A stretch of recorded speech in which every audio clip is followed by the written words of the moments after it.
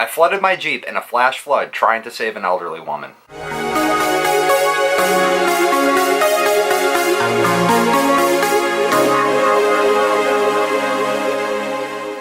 Happy Saturday, everyone. Welcome to Story Saturday. As you've all seen on the news this week, there was a massive hurricane that hit Houston, and there was a bunch of devastation that followed. This storm of epic proportion is something that will not be forgotten anytime soon, and I do have to say my heart and thoughts and prayers and everything go out to everybody that was affected in this. But it got me thinking about this time when I was in high school where I flooded my Jeep trying to save an elderly person, so today I thought I would share that story with you. Back when I was in high school, I had a 1994 Jeep Wrangler with a 3-inch spring-over axle lift on it, so it roughly gave it about 4 inches of lift on the Jeep. And I was a manager at a Pizza Hut that was about a 20-mile drive away from my house, so I either took one of two routes. I took the highway or I took the back roads out behind my house. During one night in the summer, I believe I was about 17 at the time, there was a massive storm that rolled through the area. We lost power, so we ended up shutting the restaurant down early, and I was heading home. The streets were flooded. There was a bunch of debris and everything all over the place. So knowing that the highway route that I take brings me past 3 small streams and a brook that tend to flood very easily whenever a storm comes, I knew I should take the back roads. I want to say it was about 10 o'clock at night. We probably closed the restaurant around 8, and by the time we got cleaned up and everything,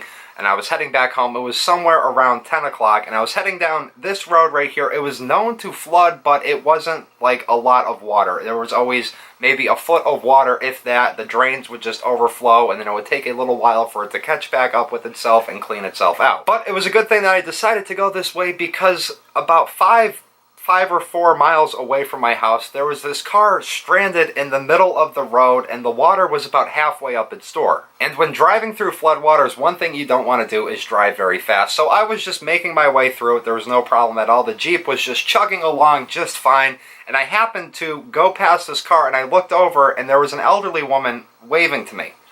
So I knew her car was stranded. I knew she was stuck there, so I decided to pull the Jeep over to the side of the road. When I pulled the Jeep over, the wake that was behind the Jeep just happened to catch up with it. However it happened, it shorted the battery out and the engine or the car stopped running. So not being able to turn my Jeep around, not being able to do anything, I hopped out and I waded through the water and walked over to where this woman was. She had told me how about 10 different cars had drove by. She was waving for help to all of them. Nobody stopped. I was the first person to stop. Like, this was late at night. I'd guesstimate this lady was at least 78, 80-ish years old. She was an elderly woman, and there was no reason that people should have drove by and left her stranded there. So really briefly, I had her just pop the hood on the car. I looked inside there. I believe this was an older Buick, and the battery, how it was located, it was pretty much sitting in water, so there was just no way that this car was going to get started. She had offered to put the car into neutral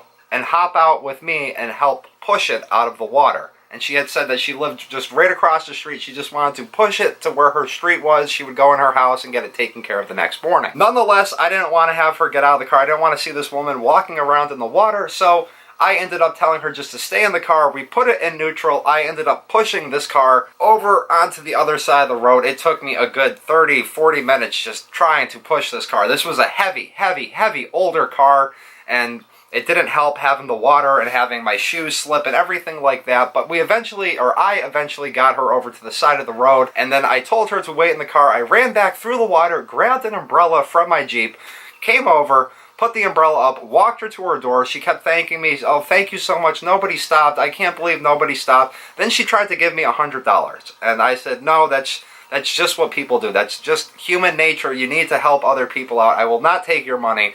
She just kept begging me, "Please, take this money, take this money, take this money." I said, no. I ended up walking away. She thanked me again. Her husband came out and thanked me.